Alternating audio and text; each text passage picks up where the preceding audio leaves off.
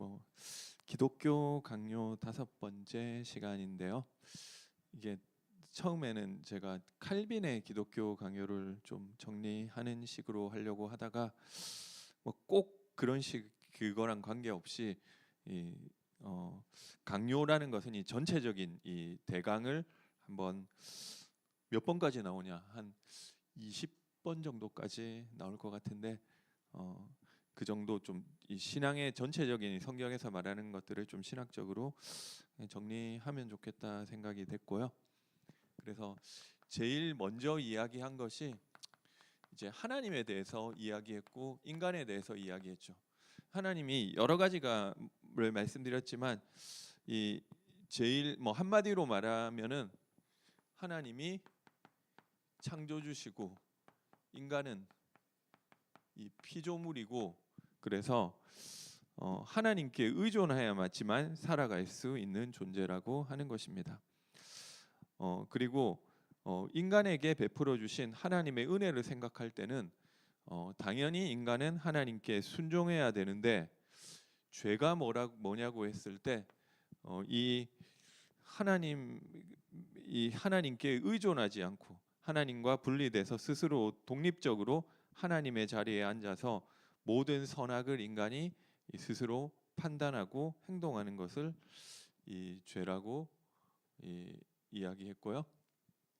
그래서 그 가운데 있기 때문에 이 하나님을 대적하고 하나님 자리에 올라선 인간을 하나님이 심판하셔야지 마땅한데, 하나님께서는 그 가운데 있는 인간에게 구원의 길을 열어주신 것입니다. 이 구원에 대해서 생각할 때 그래서 이 구원이라는 것도 이 죄가 이해가 돼야 되는 것이고요. 죄라는 것도 하나님과 인간이 이해가 돼야 좀 알 수 있는 거죠. 아니, 나는 잘 살고 있는데 나보고 왜 구원받으라고 하느냐, 이렇게 생각할 수 있다는 거죠. 나는 나쁜 짓을 한 적도 하고 살지도 않고, 나는 누구의 뭐 다른 사람 뭐 이거를 훔치지도 않았고 사기치지도 않았고 피해주지도 않았고 그렇게 살고 있는데 왜 나보고 구원받으라고 하느냐, 그죠? 그래서 죄가 이해가 돼야 되고, 죄가 이해가 되려면 하나님과 인간이 이해가 돼야 되는 것이죠. 그래서 이 구원자를 성경의 이야기는 하나님께서 우리를 구원할 자를 보내주시겠다는 이야기인데, 그러면은 애초에 구원자가 왜 필요하냐고요. 내가 그러면은 잘하면 되는 거잖아요. 그래서 이 성경에서 이야기하는 핵심은 인간이 스스로 구원받을 수 없기 때문에 하나님이 구원자를 보내주시겠다는 이야기인데, 그 구원자가 필요한 이유가 뭐냐면은 인간이 전적으로 부패했다고 하는 것입니다. 인간이 전적으로 타락하고 전적으로 부패했다. 이게 칼빈과 개혁주의 신학에서 가장 말하는 것 중에 하나죠. 인간이 왜 전적으로 부패했냐? 이 아담으로부터 죄가 유전돼서 그러냐? 뭐 물론 그 이야기도 맞을 수 있지만 뭐 아담 이야기 할 필요 없이 나만 보더라도, 그리고 내 주위 사람만 보더라도 우리가 알 수 있는 부분이죠. 이 하나님을 전적으로 믿지 않는다는 것입니다. 하나님보다도 내 판단과 내 선택에 의지해서 하나님께 불순종하고 살아가고 있는 것이죠. 그래서 이 진짜 죄라고 했을 때 죄는 무엇이냐? 요한복음 16장 9절에 보니까 죄라 함은 나를 믿지 않는 것이다. 믿지 않는 것이 이 죄죠. 여기서 믿는다고 하는 말도 믿음이라는 말도 좀 여러 가지 이게 사람 혼선을 주는, 이게 믿음이라는 게 도대체 뭐냐는 말이 혼선을 주는 것 같아요. 나는 하나님의 존재를 믿는다. 존재에 대한 믿음을 말하는 것이 아니고, 아담과 하와도 그렇게 치면은 하나님 확실하게 믿었잖아요. 그러니까 신뢰하지 않는 것입니다. 그러니까 어떻게 보면 영어로 하면은 이 trust라고 하면 좀 더 정확하겠죠. 그러니까 존재를 믿는 것이 아니라 이 신뢰를 하지 않는 것. 그래서 죄의 시작을 보았을 때도 하나님에 대한 불신에서부터 시작하죠. 그래서 모든 사람이 다 그러고 산다는 거예요. 그 상태를 죄라고 하는 것입니다. 왜 내가 구원을 받아야 되느냐고 했을 때 나는 죄가 없다 생각한다니까요. 나는 열심히 사는데, 나는 학생으로서 열심히 공부하는데, 근데 그게 죄라는 거예요. 이 왜 열심히 공부하는 게 죄냐?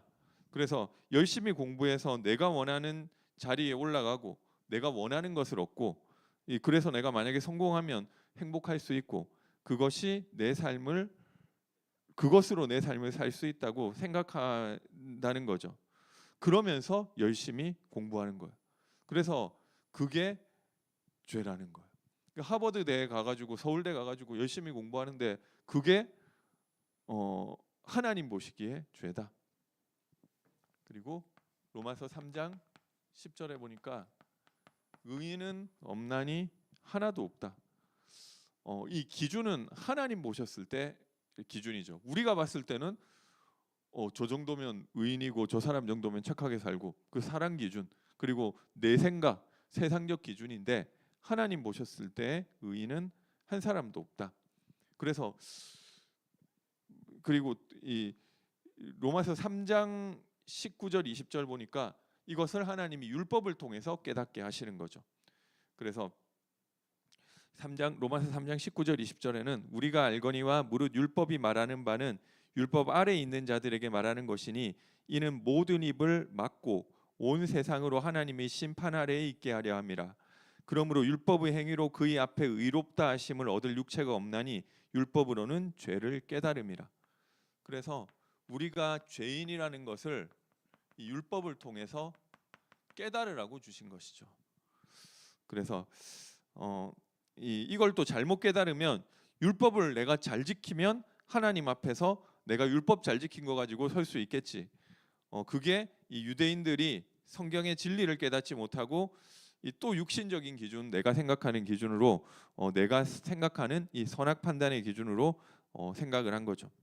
율법을 주신 이유는 너희들의 모습, 너희들의 행위를 가지고는 절대로 구원받을 수 없다는 것을 알게 하기 위해서, 이 죄 아래 가두기 위해서라고 하는 것입니다. 그래서 이 죄의 결과로 로마서 6장 23절에는 이 죄의 삭은 이 사망이라고 하였고요.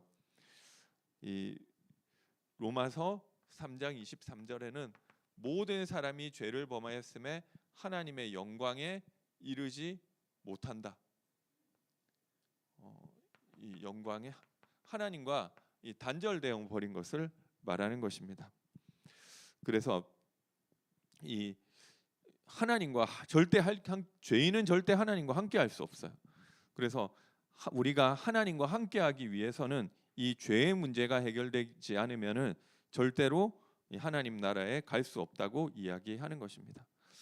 이사야서 59장 2절에도 이 하나님이 이 손이 짧아서 구원하지 못하는 것이 아니고, 귀가 어두워서 귀가 둔해서 듣지 못하는 것이 아니고, 이 죄가 하나님과 사람 사이를 이 죄가 갈라놓았다고 하는 것입니다. 그래서 그 죄는 어떤 죄를 말하는 것이냐? 내가 하나님처럼 되는 거, 이 하나님 아닌 다른 것을 붙잡고 그것이 있으면 행복할 줄 알고, 다른 거 있으면 성공할 줄 알고 그걸로 살 수 있는 것처럼 사는 거예요. 그게 아니에요. 그걸 아무리 가져도 생사와 복은 하나님께 있는 것입니다. 내가 오늘 만약 하나님이 내 생명을 가져가신다면, 내가 생각하는 나를 행복하게 해주고 나의 생명을 보호해준다고 생각했던 것들이 아무 소용이 없게 되는 것입니다. 이 인간은 하나님이 모든 것을 주관하시는데 어리석게도 계속 다른 것을 추구하고 살아가는 것이죠. 그래서 창세기 3장 16절에서 24절에 보니까 이 고통과 이 저주 가운데 인간이 빠지게 되었다고 하고 있습니다. 그러면서 이 땅 가운데 잉태하는 것과 같은 고통이 오고, 하나님과 단절되었기 때문에, 그리고 열심히 일하지 않으면 먹고 살지 못하는 이 땅의 저주가 오고, 결국은 너는 흙이니 흙으로 돌아가라, 이 내세의 문제가 오고, 그리고 그런 것들이 나에게서 끝나는 것이 아니라 후대까지, 그래서 하와에게 뭐 어떤 것들이 그 모든 산자의 어미라고. 그러니까 이것은 하와의 이야기가 아니라 모든 산자에게 내려가는 이 이야기가 된다고 하였습니다. 그래서 그 후손들까지 전 인류에게까지 모두 죄와 저주 가운데 이 죄로 말미암아 이렇게 갇히게 되는 것이죠. 그리고 이 땅에서 이 이후에 생명나무의 길을 막아서 이 내세의 문제, 영원한 문제까지 오게 된 것입니다. 그래서 인간이 전적으로 타락하고 전적으로 부패했다는 말을 이게 말은 좀 잘못 생각하면 인간은 너무 악하다, 뭐 다 악하다 이런 게 아니고 이것은 이 타락의 어떤 깊이를 말하는 것보다는 범위를 말하는 것입니다. 이 사람 우리가 봐도 죄질이 더 악한 사람이 있죠. 일반적으로 생각하더라도 우리가 하나님 모르는 사람이 생각할 때도 저 사람은 진짜 악하네 이런 사람이 있고 저 사람은 진짜 보통 범죄자가 아니다 뭐 이런 사람이 있잖아요. 그런데 성경에서 말하는 이 전적 부패라는 것은 그 깊이를 말하는 것이 아니고 그런 흉악한 사람이건 우리가 성인군자라고 부르는 사람이든 간에 이 범위에 있어서 다 부패했다는 것. 하나님이 보셨을 때는 우리 인간 기준이 아니라 하나님이 봤을 때는 도찐 개찐이다.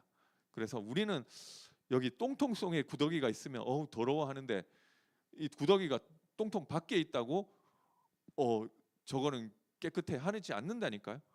저기 그렇게 아무리 깨끗하게 씻어 놓는다 하더라도 구더기는 우리가 봤을 때 여전히 더럽고 징그럽고 흉물스럽다고 생각하듯이 우리가 봤을 때는 아무리 뛰어난 사람이라고 생각하더라도 이 하나님 봤을 때는 더러운 죄인이라고 일 수밖에 없다는 것이 이 전적 부패라는 말이 되는 것입니다.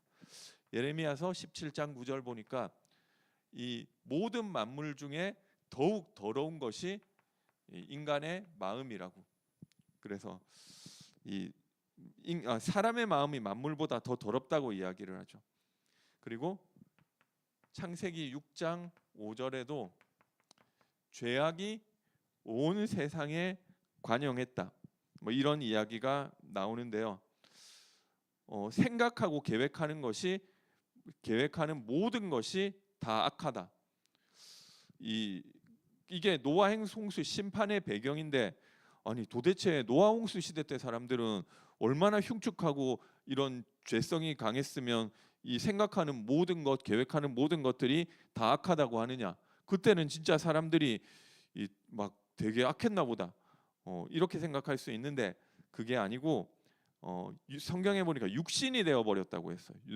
창세기 6장에 보니까 하나님 없이 시집가고 장가가고 땅이 번성하고 그러니까 비즈니스하고 애 낳고 열심히 살고 가족끼리 맛있는 거 먹으러 다니고 좋은 거 보러 다니고 그렇게 산 결과 돈도 벌고 성공하고 뭐 집도 사고 그렇게 살았다니까요. 근데 그것을 보고 성경에는 이 죄가 관영했다. 그렇게 사는 게 그럼 다 행복인 줄 안다니까요.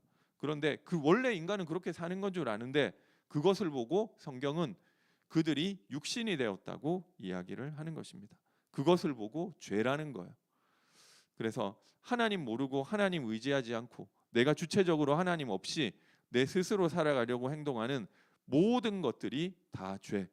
그래서 사실 기독교인이 구원받았다 하더라도 자세히 보면 나는 하루 종일 죄만 짓고 살고 있다니까요. 우리가 예배 드릴 때나 잠깐 하나님 바라보고 생각하지 또 그때나 잠깐 제정신으로 돌아올까 금방 우리 삶 속에서 스스로 또 하나님이 돼서 내가 판단하고 생각하는 것 때문에 염려도 하고 근심도 하고 내가 또 이런 뭔가가 좀 잘 되는 것 같으면 힘도 없고 다 그렇게 산다니까요. 이게 전적 부패예요. 전혀 하나님과 상관이 없다는 거죠. 그것을 보고 죄가 관영하고 생각하고 계획하는 것들이 항상 악했다고 이야기하는 것입니다. 이게 얼마나 큰 문제냐면 창세기 8장에 보니까 전 세상 사람들을 그래서 하나님 잘 믿는 사람 8명만 딱 살려놓고 다 죽이는데도 불구하고 해결이 안 돼요. 하나님이 이게 이 물심판을 해놓고 후회하시죠. 이제 인간이 어려서부터 생각하는 것이 항상 악하기 때문에 다시는 이 사람을 물로 심판하지 않겠다. 이렇게 마음속으로 작정하시는 장면이 나오고, 로마서 5장 10절에는 이렇게 살아가고 있는 인간을 향해서 곧 우리가 원수되었을 때 라고 이야기를 하는 것입니다.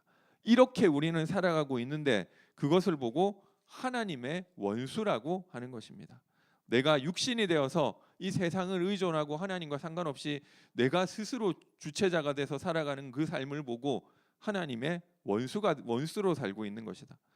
이 빌립보서인가요? 이 바울도 이렇게 이야기하죠. 내가 눈물을 흘리면서 너희를 말하는데 아직도 십자가의 원수로 살고 있는 사람들이 있다. 불신자 이야기하는 게 아니라 빌립보 교인들한테 이야기를 하는 거죠. 구원을 받았다고 하고 교회라고 하는데 아직도 너희 마음 가운데 많은 사람들이 그리스도의 원수로 살아가고 있구나. 내가 눈물을 흘리면서 말한다. 그러면서 이 뭐라고 하느냐면 그들은 땅의 것을 생각하는 자다. 그들이 신은 배다. 이런 이야기를 하는 거예요. 육신적인 것 채우면서 살고 육신적인 것을 얻으면 행복할 줄 알고 사는 그 사람들을 보고 바울도 십자가의 원수라고 말하는 것입니다. 그래서 그것으로 살아가고 있는 것은 단순하게 사는 것이 아니라 하나님과 원수된 상태죠. 그러니까 거기에 하나님의 심판이 따라올 수밖에 없는 것입니다.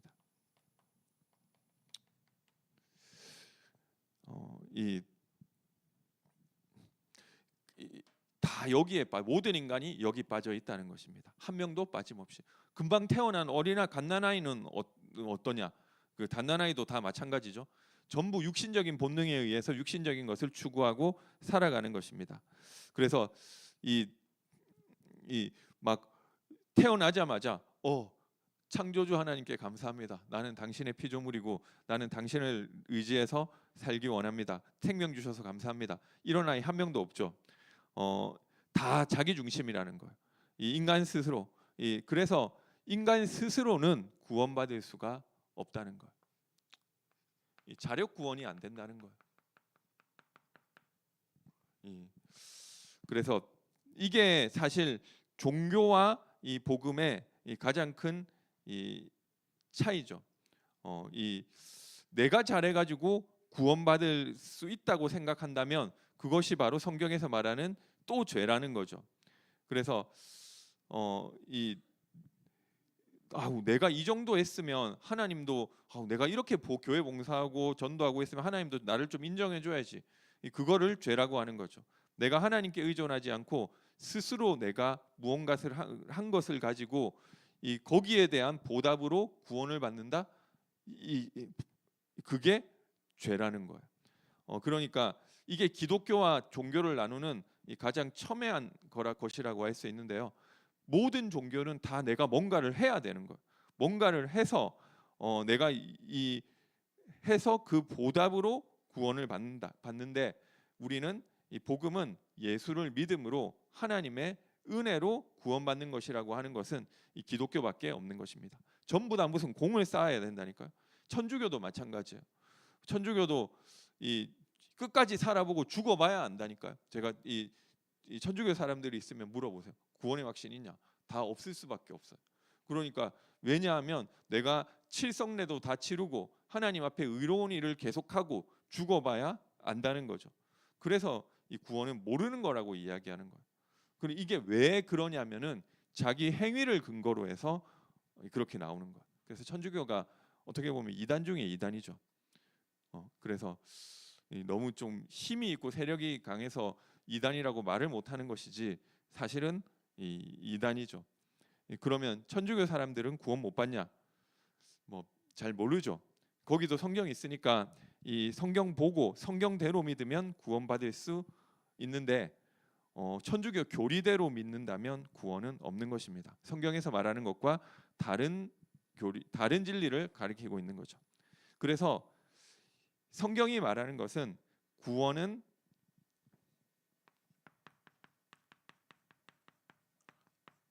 하나님의 은혜로만 가능하다는 것입니다.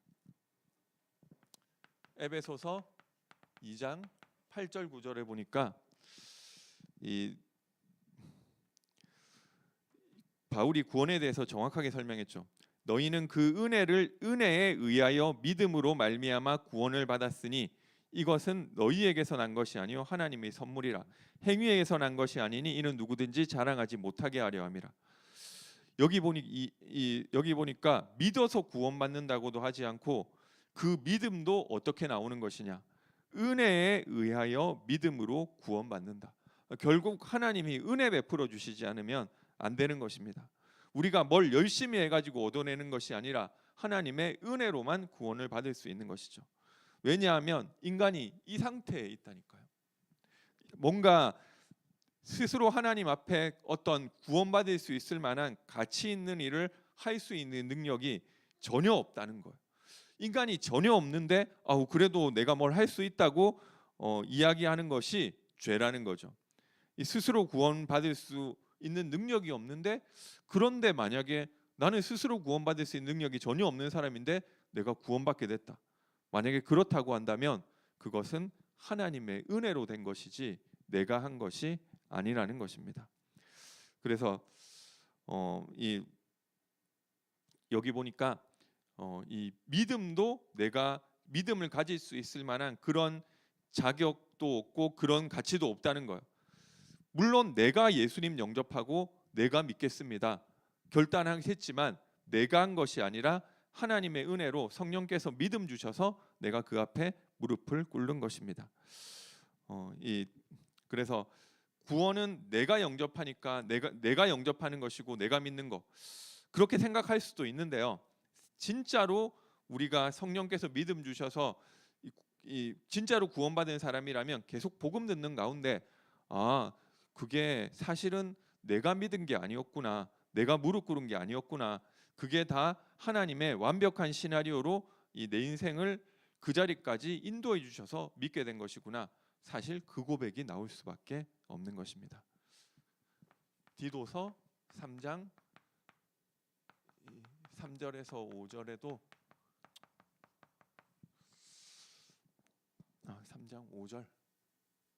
3장 5절에도 우리를 구원하시되 우리가 행한 바 의로운 행위로 말미암지 아니하고 오직 긍휼하심을 따라 중생의 씻음과 성령의 새롭게 하심으로 우리를 구원하셨다. 하나님이 긍휼하심으로 성령께서 우리를 새롭게 하시고 중생 거듭나게 하셔서 의롭게 하신 것이지 우리의 행위로 한 것이 아니다. 우리의 인생을 인도해 주셨다. 저는 제가 예수 믿은 줄 알았다니까요. 아무도 저보고 교회 나리라는 얘기를 한 적이 없는데 제가 그냥 어느 날 하나님이 믿고 싶어, 왠지 하나님이 계실 것 같은데 내가 그분에 대해서 알고 싶다 생각을 했어요. 그러면은 교회를 가든지 성당을 가든지 절을 가든지 해야 되겠는데 그 중에 이 교회를 가는 게 제일 낫다고 생각을 했어요. 왜 그랬냐면 이 천주교는 신부님들이 자기 생각대로 얘기하고 이 불교도 스님들이 자기 생각대로 얘기하는데 교회는 성경이라는 게 있어서 어떤 목사님들이 자기 생각대로 얘기하는 게 아니라 경전에 근거한 이야기를 하기 때문에 가장 객관적일 것이다라고 생각을 했는데 제가 몰라서 그랬어요. 나중에 알고 보니까 불교도 불경 있고 천주교도 성서 있고 다 있었는데 제가 그거를 못 몰랐어요. 그러니까 이게 왜 그러면 애초에 하나님에 대해서 생각을 하게 됐고 교회 다니고 싶다 생각을 했고 저는 그냥 제가 그 생각을 했다고 생각을 했는데 나중에 좀 잘하고 생각을 해보니까 저희 외할머니가 같이 사셨는데 맨날 성경만 보고 있으니까 하나님이 있나? 저 성경이 뭐 이런 걸 제가 생각하게 됐었던 것 같아요. 그러니까 이게 나는 내가 그래도 하나님에 대해서 생각하고 그것도 아니라니까. 하나님이 그 상황 가운데 은혜를 베풀어 주셨던 것이죠. 사도행전 15장 11절에 보니까 이 율법을 지켜야 되냐 안 지켜야 되냐, 할례를 해야 되냐 안 해야 되냐 싸우고 있을 때 베드로가 그러나 우리는 그들이 우리와 동일하게 주 예수의 은혜로 구원받는 줄을 믿노라. 그들도 주 예수의 은혜로 구원받는, 우리와 동일하게 주 예수의 은혜로 구원받는 줄을 믿노라. 이 주 예수의 은혜로 구원받는 것이지 율법 행하고 안 행하고로 구원받는 게 아니라는 것입니다. 그래서 구원은 전적으로 하나님의 은혜로만 가능한 것입니다.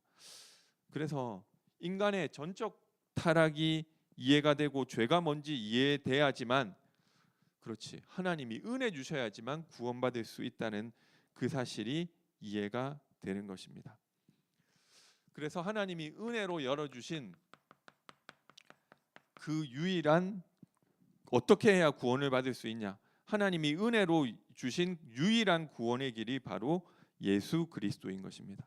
오늘 본문 요한복음 14장 6절에 나로 말미암지 않고는 아버지께로 올 자가 없느니라, 유일성에 대해서 이야기하고 있죠. 사도행전 4장 12절에도 다른 이로서는 구원을 얻을 수 없나니 천하 사람 중에 구원 얻을 만한 다른 이름을 우리에게 주신 일이 없음이라. 내가 연 것이 아니라 하나님이 은혜로 우리가 하나님 앞에 나올 수 있는 구원의 길을 열어주신 것입니다. 안 되기 때문에 하나님이 열어주셨어요. 그 길이 바로 주 예수 그리스도. 우리가 그리스도를 너무 강조하다 보니까 이 주라는 거를 또 많이 생략하는데, 이 주가 또 중요하더라고요. 제가 이걸 보니까 여기 뭐 유튜브에서 보니까 우리 또 다락방이 예수 그리스도 모든 문제 해결자, 뭐 이게 맞냐 틀리냐 뭐 이런 게 있더라고요. 그래서 제가 보니까 예수 그리스도 모든 문제 해결자가 맞아요. 그리스도가 우리 인생의 근본 문제와 모든 문제 해결하신 것이 맞는데, 조금 그 말이 왜 나오고 논쟁이 왜 나왔는지는 제가 이해가 되더라고요. 그렇게 이야기를 하면 좀 오해할 여지가 있다. 그러니까 내가 지금 병 있는 사람한테 가가지고 예수 그리스도 모든 문제 해결자 하면 그 사람이 어떻게 받아들이느냐? 예수 믿으면 병 낫네? 경제 문제 있는 사람한테 가가지고 예수 그리스도 모든 문제 해결자 하면 우리 경제 문제 내가 지금 아무리 해도 안 되는데 이거 해결해 주겠네? 우리 그렇게 받아들일 수 있고 오해할 여지가 있는 얘기. 이 예수 그리스도 모든 문제 해결자는 이 류 목사님이 일단 맞는 이야기고요. 임팩트를 주기 위해서 한 이야기지, 조금 이거를 좀 이렇게 얘기했을 때 좀 오해의 소지가 있다. 그러니까 마치 나의 이런 문제를 해결해 주는 어떤 이런 것들로 생각해서, 그래서 나오는 질문이 근데 왜 모든 문제 해결자라고 했는데 지금 내가 있는 이 문제 해결 안 되느냐고, 좀 이런 오해의 여지가 있는 것 같아요. 그래서 어떻게 보면 예수 그리스도 모든 문제 해결, 그러니까 그 말은 인간의 근본 문제를 해결하고 하나님이 함께 하시기 때문에 그 문제가 있든 없든지 그 문제와 관계없이 하나님과 함께하는 축복이 있다는 것인데, 이렇게 좀 오해할 여지가 조금 있기 때문에 그런 논쟁이 나오는 게 아니냐 이렇게 생각하게 됐고요. 그래서 여기서 주가 중요하죠.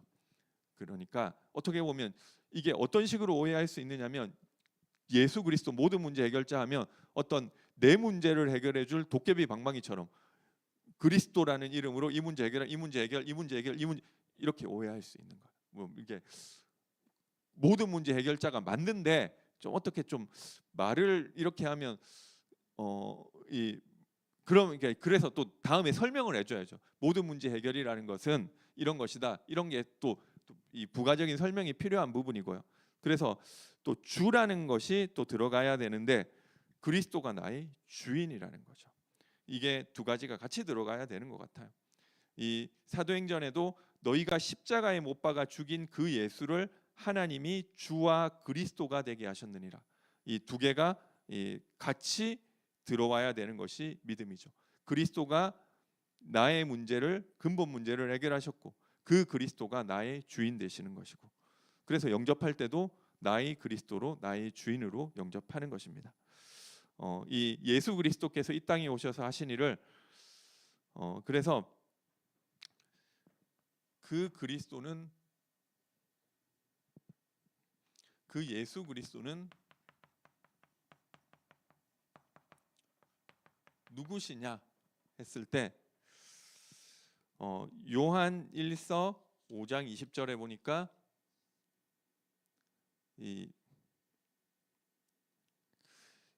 이 예수 그리스도는 이 참 하나님이라고 했죠.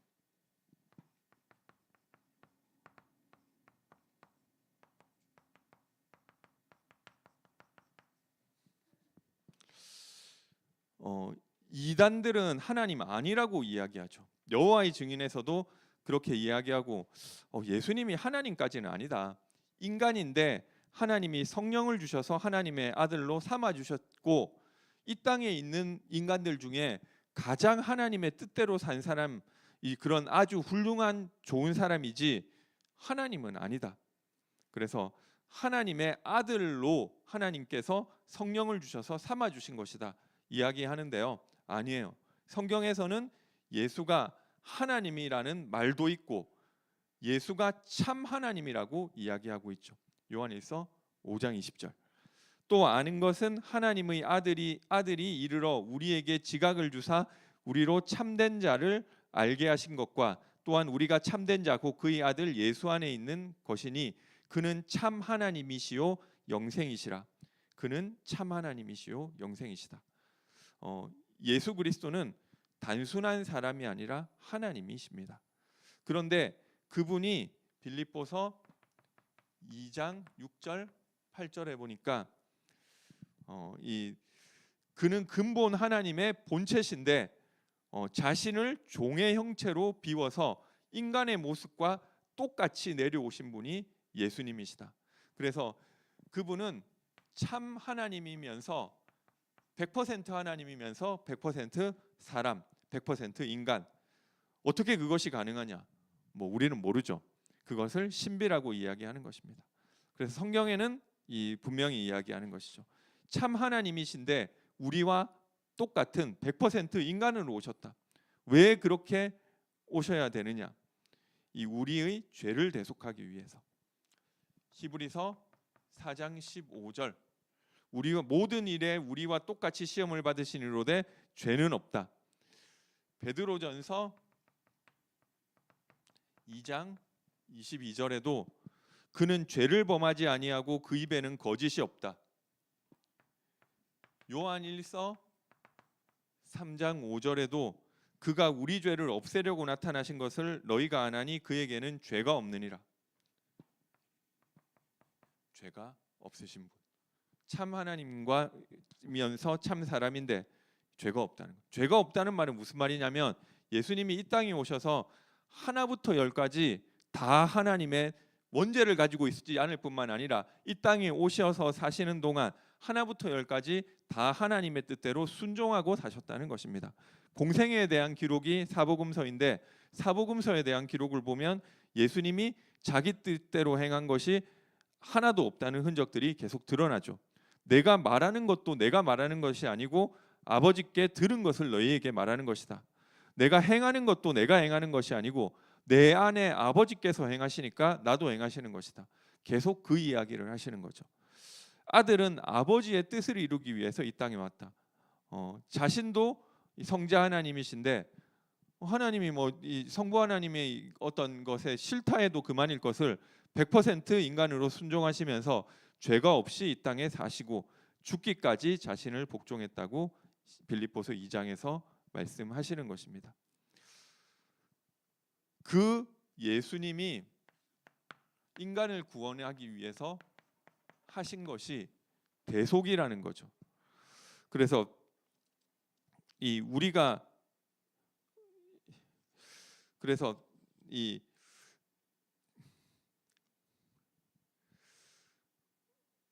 예수님께서 이 땅에서 오셔서 하신 일을 한마디로 말하면은 그리스도가 하신 일을 한마디로 말하면 죄인들을 살리기 위해서 대속하신 것이다.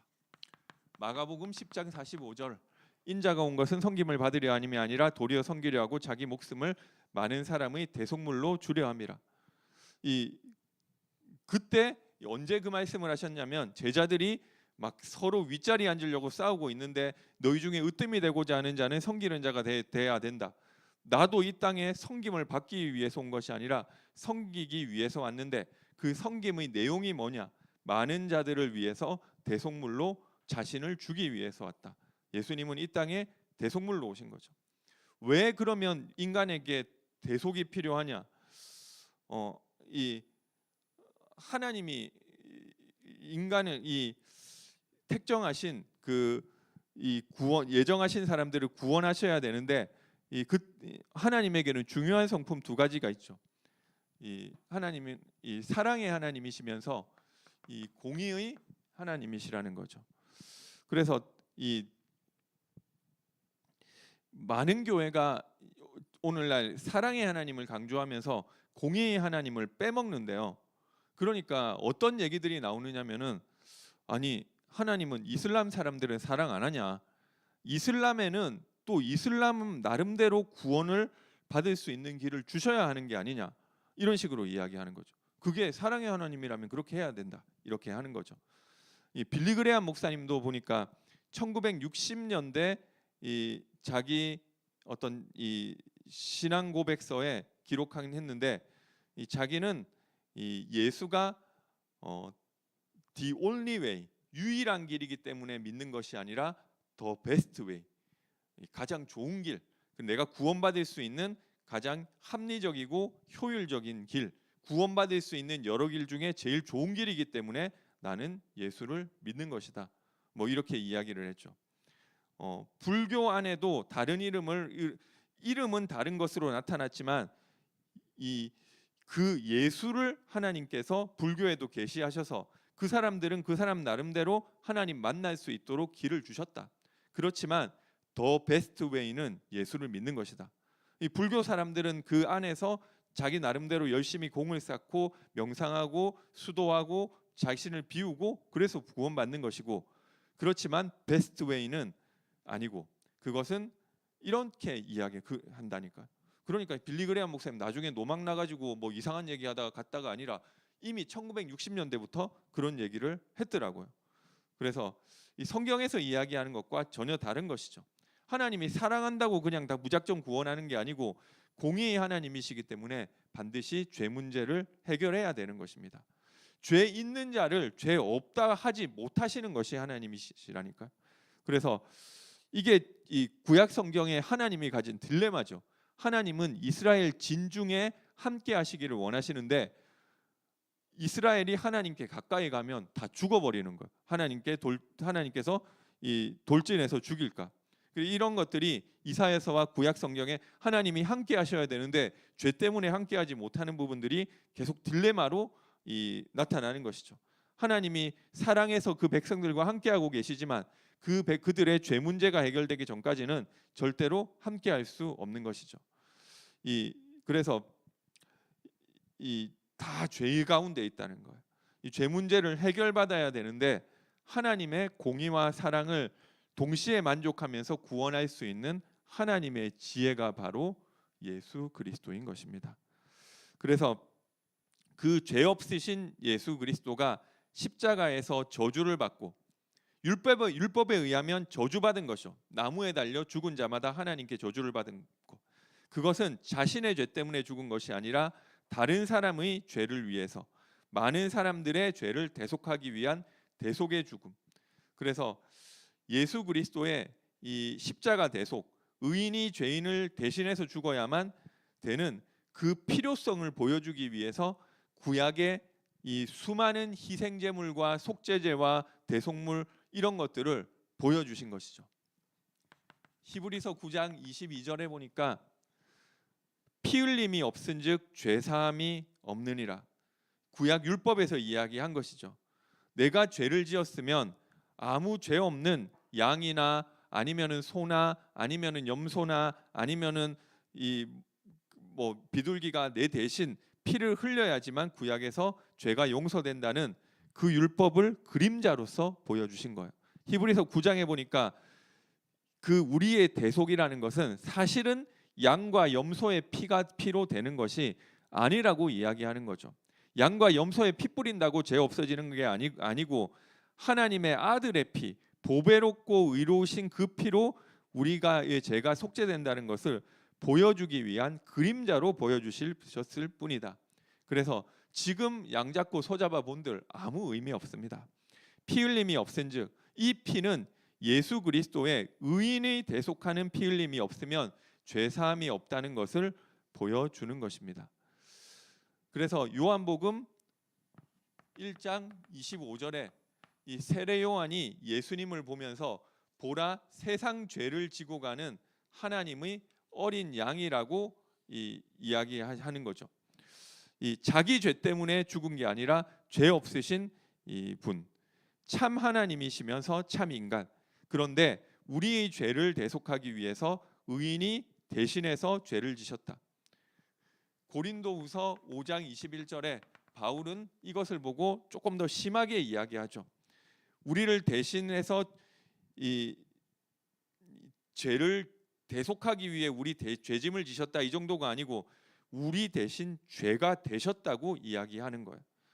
이 십자가에 달려 죽은 그 예수는 하나님의 십자가 심판을 십자가에서 받을 때 그 예수는 그 죄가 되셨다고 이야기하는 것입니다.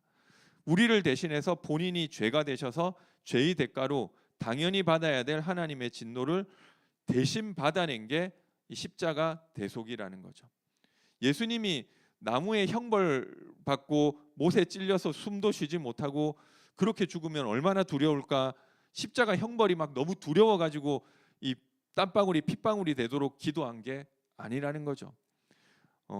예수님은 참 하나님이시고 하나님이 누군지 아는 참 인간이신데 하나님과 단절되고 하나님의 진노를 죄가 되어서 받는다고 했을 때 하나님께 버림받는다는 것이 어떤 것인지를 아시는 분이죠. 우리는 사실은 그게 뭔지 잘 몰라요.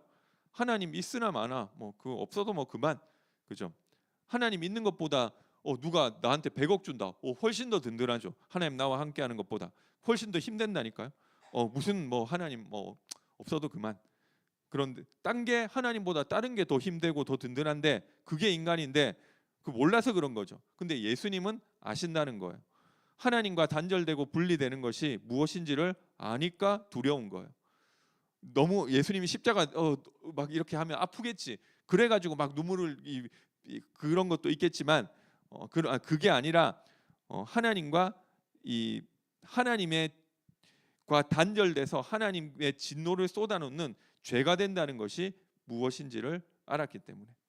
그래서 우리는 아무 생각하고 느낌 없이 하나님, 우리 삶에 하나님 있든 없든 뭐 그렇게 살고 있는 그 상태가 얼마나 두려운 것인지를 아는 분이 예수님이라는 거죠. 로마서 5장 6절에 보니까 우리가 연약할 때 기약대로 그리스도께서 경건하지 않은 자를 위하여 죽으셨도다. 그래서 예수님의 십자가는 하나님의 공의를 만족시키기 위한 하나님의 지혜였던 것입니다.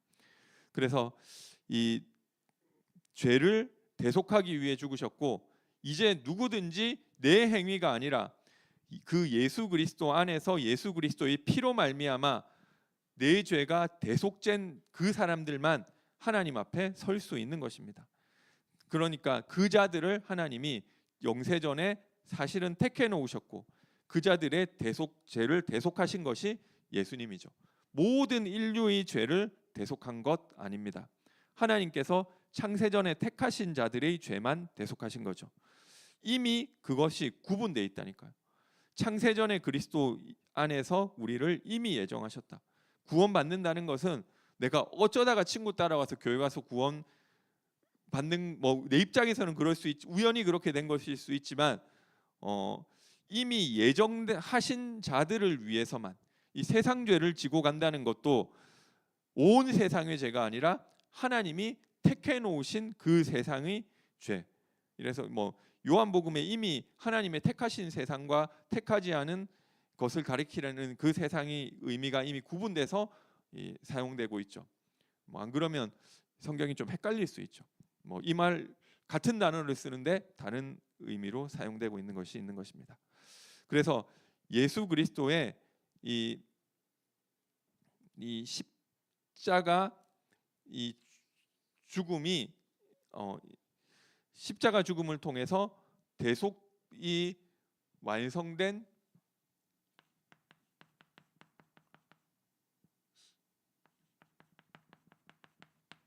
증거가 바로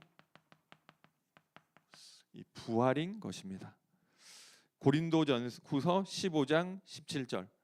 우리가 예수 그리스도가 부활하지 않았다면 우리가 여전히 죄 가운데 있을 것이다. 이 예수 그리스도의 부활은 그 예수 그리스도에게 내리는 하나님의 상급이죠. 이 그리스도께서 이 하나도 빠짐없이 죽기까지 하나님의 모든 뜻을 다 행하고 순종했다는 것을 하나님이 인정하신 것, 그것을 보고 이 상급으로, 순종의 상급으로 이 부활을 예수님이 받으신 것입니다. 그래서 그 부활의 상급으로 하나님 보좌 우편에 앉아 계시고, 이제 그가 대속해서 그 자신이 이 피 흘려 죽은 자들을 위해서 성령을 부어 주실 수 있게 된 것입니다. 그래서 그 십자가는 만약에 예수님이 부활하지 않았다면 십자가는 우리 죄를 대속할 만한 하나님의 인정을 못 받은 것이기 때문에 우리가 여전히 죄 가운데 있을 거라는 것이죠. 그래서 예수는 반드시 부활해야 되는 것이다. 이 육신적으로 완전한 부활을 가지고 부활해야 된다. 예수가 정말로 그리스도가 맞고 십자가에서 우리 죄를 다 씻는 대속의 십자가가 맞다면 부활 안 할 수가 없다는 거죠. 부활을 해야지만 그 십자가가 우리 죄를 대속한 것이 되는 것입니다. 이 부활 안 했다는 것은 내 죄도 안 씻어졌다는 거예요. 부활은 역사적으로 육체적으로 일어나야 되는 사건이죠. 예수의 영이 부활했다. 예수의 사상이 제자들의 마음 속에 부활했다. 그 다 헛소리예요. 예수가 육체로 부활하셔야 되는 것입니다. 그래서 이 예수가 십자가에 죽으시고 부활하심으로 모든 죄를 대속할 수 있는 것을 다 완성시켜 놓고 구원의 길이 열렸는데요. 그게 다 하나님의 은혜로 되어진 것이고, 그 하나님께서 그리스도를 통해서 나를 살리셨구나, 이제 믿음으로만 구원받는 것입니다. 이것을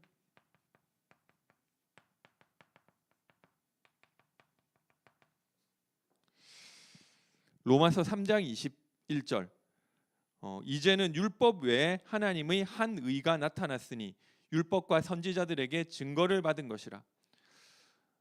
우리가 뭘 행함으로써 구원받는 게 아니라 율법 외에 하나님의 의가 나타났는데, 이것들은 율법과 선지자들에게 증거를 받은 것이다.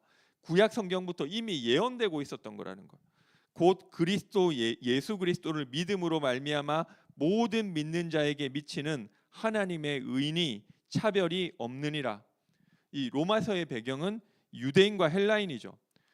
내가 율법을 열심히 행하는 유대인이든 아니면 율법을 모르고 무율법으로 살아가는 이방인이든 차별이 없다. 왜냐하면 이제는 율법 기준으로 구원받는 게 아니니까 예수 그리스도를 믿음으로 구원받는 것이라고 이야기하는 것입니다. 로마서 4장 4절 5절에 보니까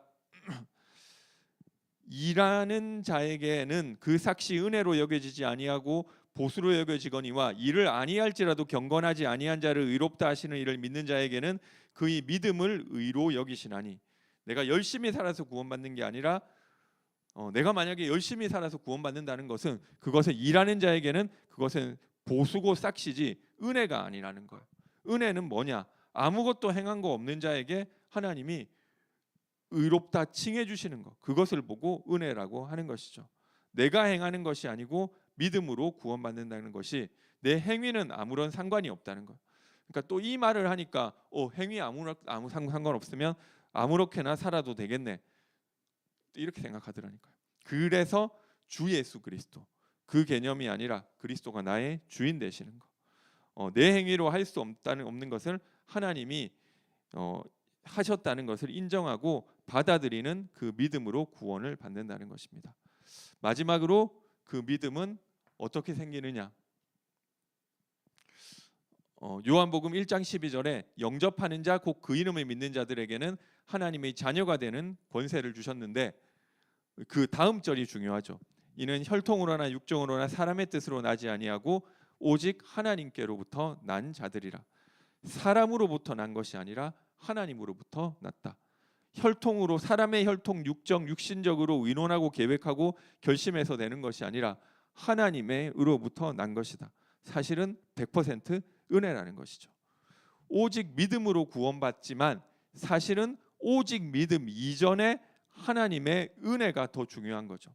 하나님의 뜻으로 선택받아서 하나님이 은혜 주셔서 믿음으로 말미암아 믿어서 구원받게끔 하나님이 다 이끌어 주신 거죠. 그래서 우리가 신앙생활하는 것도 내가 하나님 앞에 결단한 것들이 있잖아요. 그리고 내가 하나님 앞에 몸부림치면서 하나님의 뜻에 순종하기 위해서 살아가려고 하는 이런 모습들도 있지만 그런 마음도 하나님이 다 허락하신 것이구나. 그것을 인정하게 되는 것입니다. 그래서 우리가 진짜로 그것을 알게 됐을 때 옛날에는 이 똑같은 구절을 읽으면서 제가 되게 반감이 들더라고요. 아니 그러면 하나님이 택하지 않은 사람은 아무리 하려고 해도 구원받지 않는다는 이야기냐? 근데 그게 뭐 그 부분을 설명하려면은 시간이 많이 가서 넘어가고요. 근데 어찌 됐건 내가 구원받은 자 속에 들어가 있는 것이고 하나님이 나에게 그 은혜를 주신 것이고 그래서 구원받은 자의 삶이라고 했을 때 여기에 대한 감사와 감격이 있는 거예요. 내가 뭔가를 했다고 한다면은 그것은 내가 한 거잖아요. 내가 믿은 거고 내가 이렇게 하고 내가 하나님의 뜻대로 살았고 근데 하나님이 다 하신 하나님이 은혜를 주셨고 나는 그럴 수 있는 사람이 아닌데 구원의 길을 열어 주셨고 믿을 수 있는 은혜를 주신 거예요. 그게 나. 이 사실을 알게 됐을 때 우리의 삶에는 참 내가 이 한 것이 하나도 없는데 어떻게 하나님께서 나에게 이런 은혜를 베풀어 주셨을까? 거기에 감사하고 감격하면서 가는 것이죠. 하나님의 은혜가 얼마나 큰지 감사하고 그것을 알아먹는 것. 이게 바로 하나님께 영광 돌리는 거예요. 내가 뭔가를 열심히 하는 것이 해서 하나님께 영광 돌리는 것이 아니고 하나님이 나에게 이런 구원을 주셨구나. 거기에 감사하는 그 상태가 하나님의 영광이 드러나는 것입니다. 그래서 이 유일한 구원의 길, 오직 주 예수 그리스도로 우리에게 구원의 길을 열어주시고 이 그리스도가 아니면은 절대로 스스로 구원받을 수 있는 자가 없다는 것이 성경의 가장 핵심적인 구원론이고요. 예수 그리스도를 내가 혹시 믿고 있다면 정말로 예수 그리스도가 십자가에서 하나님의 은혜와 사랑으로 나를 대속해서 죽으시고 부활하시고 나를 살리셨다. 이게 믿어지는 그 사람은 하나님이 은혜를 부어 주셔서 깨닫게 하시고 믿게 하시고 인도하신 줄 믿으시기 바랍니다. 그래서 우리가 구원받았다는 것은 100%다 하나님의 은혜와 사랑 그 외에 내세울 거 하나도 없어요. 그래서 우리가 뭐 천국 가면 부끄러운 구원 받는다고 하는데요. 우리가 사실은 전부 다 부끄러운 구원을 받는다는 거예요. 떳떳한 구원 받을 사람 그 사람은 새 하늘과 새 땅에 없다는 거예요. 전부 다 송구스럽고 전부 다 죄송스럽고 어떻게 나 같은 사람이 하나님이 살려주셨을까? 이런 사람들만 서게 돼 있는 것입니다. 그게 바로 내가 누군지 알고 하나님의 은혜와 사랑이 무엇인지를 알면 그럴 수밖에 없다는 거죠. 그래서 성경에서 이야기하는 예수 그리스도를 통해 주신 구원의 길, 이 은혜에 감사 감격하고 하나님께 영광 돌리는